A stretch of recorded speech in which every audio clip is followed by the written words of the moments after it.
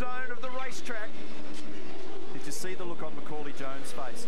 He's on for a potential podium at the moment. He won the 250 race yesterday, the Dunlop Super 2. Now Van Gisbergen in recovery, tries to get down the inside at Forest Elbow. He's got a lot of work to do. He's not done yet, and he's cleared them. And there goes Fabian Coulthard as well. They are now 4th and 5th. They're well in it. 15 laps of racing at Mount Panorama is a long way to go. Anything can happen in this great but crazy race. It's a 5.7-second margin. Reynolds over Pye, then Percat, Van Gisbergen, Coulthard, Wood, Caruso, Winterbottom, Di Silvestro in the 10, and Tim Slade baking in that cockpit is 10. Yeah, he's really struggling, isn't he? He'll battle to make it home, Tim Slade. And this battle continues now with Percat right in behind Scott Pye. Can he reverse the positions? And in a minute, you know what he'll be doing? He'll be energised by looking back and seeing Van Gisbergen. I'd rather get by Scott Pye.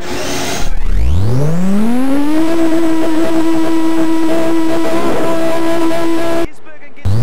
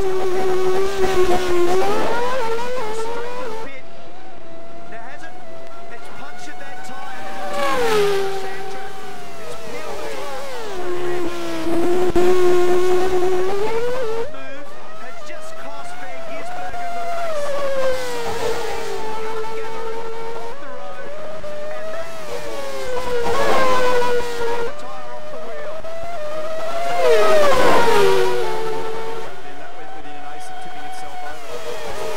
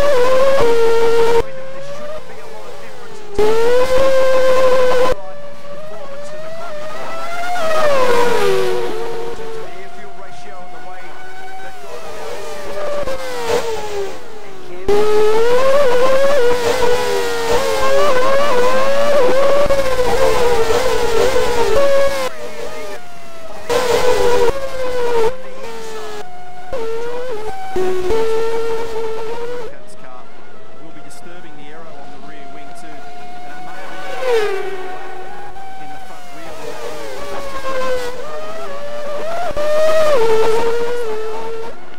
Provisionally, the championship leader would be 9 points.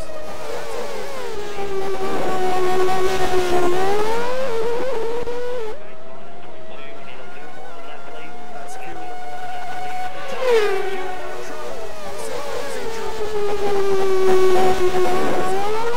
He's just coming on Onto the pit straight. So that's a weird one. She was in the top 10. She's hit the bench on the inside. And he's in Across. If she can't move it, it's another a fuel saving problem. Blake Smith, her engineers, telling her to get reversed. Dave Reynolds has just over the hill. Meantime, the battle for third continues between Perkat and Coulthard.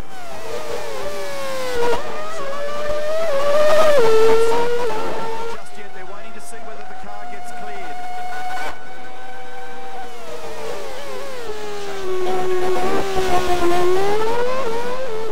That tightens it all up again. Reynolds had a 4-second cushion over Pye at the call. Here's the onboard.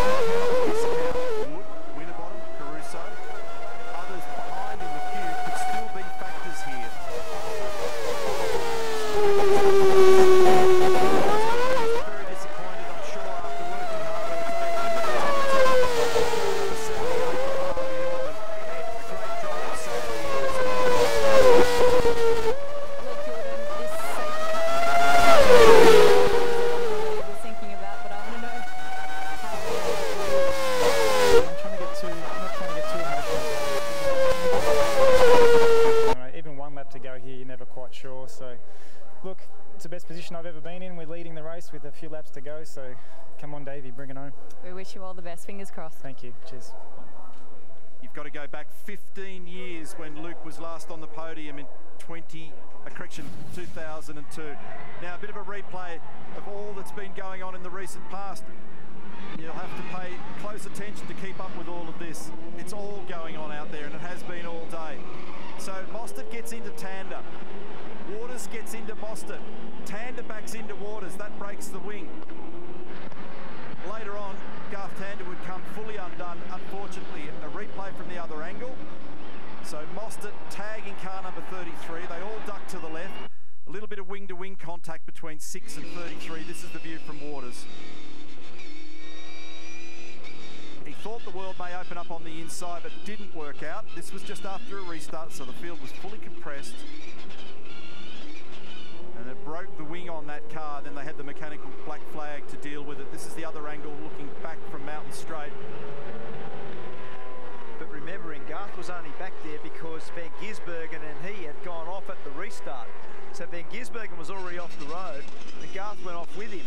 So now you're on board with Mostert. This is the contact that actually turns Garth around. Now, bang. So that spins him. That contact with Mostert has put him out of the race also. There's Cam Waters. We're on board with Slade. He's watching. He's got a little watching brief as to how this all unfolds. Just trickles around the outside, but at that stage, he's probably not really seeing it that well anyway, because he's totally worn out. Murph? I'll just quickly catch up with Warren Luff, who's also just been wandering around aimlessly, trying to not look at what's going on out there. Make some great drives today. Obviously, your stints were fantastic. Scotty Pye's doing a great job at the moment.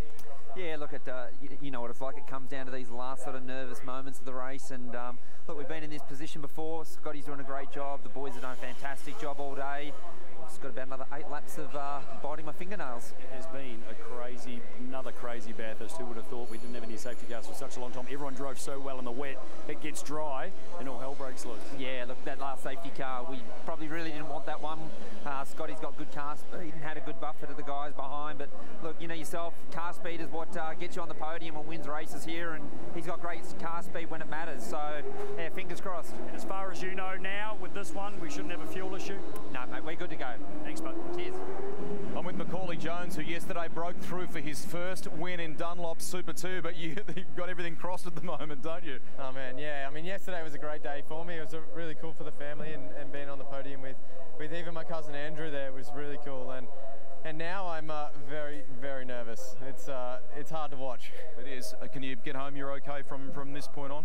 Yeah, he's been fuel saving quite a lot up until this point, and I think this has just tipped us on the edge of being okay. So he's doing a really good job, being able to hold off Fabian there, and it's yeah, it's going to be a close finish. Just as I wrap this up, Nick, sorry, thank you very much to Macaulay. Tim Slade is being checked out by the medicos here. He's okay, but as you can appreciate, quite knocked around by that. He looked dreadful when he got out of the car. Thanks for the update there. Greg Rust, Greg Murphy, Rihanna Crean have worked really hard, solidly all day for 6 hours and 56 minutes exactly in that pit lane and pit paddock, keeping us up to date with everything in the background. Just wondering, and I'll follow it up, whether or not car 88 can be resurrected to get out, because if it can, they can get classified as a finisher here. That being the case, he'd be equal second. This is James Moffat's replay. Equal second with Scotty McLaughlin, ironically. Right. And if things stay as they are at the moment, Fabian Coulthard's our championship leader. So replay here of James Moffat. Then his teammate Garth Tander does the wall of death around the outside at the cutting, picks up the concrete wall, and that is over and out for car number 33. What a shame. Meantime, in the garage at Walkinshaw Racing, big pressure because Scotty Pye's in P2. Down the other end of the lane at Erebus, Luke Youlden in the background. He doesn't look like he dare breathe or blink. That's Tony Delberto. He's the co-driver for Fabian Coulthard. Chris Rissman with the helmet on, talking to Brad Jones. Andrew Edwards, senior engineer and strategist at Brad Jones Racing. They're wondering whether or not they can get Nick Percat home. Paul Scalzo, the engineer, has been counselling the notion of save everything you can fuel-wise. Probably the amount of time that this has taken now, Mark, has got them off the hook for fuel. And we've still got 7 likely crazy laps remaining in this race. Now the trick to the restart, which Van Gisbergen and Garth fell into the trap last time is not going too early at the restart. They accelerated down to Murray's Corner, and you don't know how much grip you've got. So when Van Gisbergen did this, check this out, they actually went from the chase. When he got down here, he couldn't stop. Off the road he goes, and off the road Garth goes. So the Pioneer was caught out with his friend, with Garth Tander, couldn't make it either. Now what Dave's got to do, the lights are out now, we're about to go. Dave Reynolds has got to organise himself to not go too early, Neil, and trickle down into the first corner, because you don't need to take the risk. Don't be the Pioneer. Go down there slowly, turn the corner, and come off the final corner nice and straight. I'm hearing that they are going to send 88 out to try and get him classified. What an astonishing finish. Paul Scalzo talking to Nick Percat. He's the engineer. Here we are. We're about to restart this race. We're coming up to the 7-hour mark. And you go back to 2014 when it was nearly an 8-hour race. However, since 2006, the majority of them have been in the 6-hour realm. This is going to be a long race today. It'll crack more than 7 hours in a minute. Watch this critical restart now for David Reynolds. Smart. Don't go too early. Don't go too early. What he's done is great. 6 is in.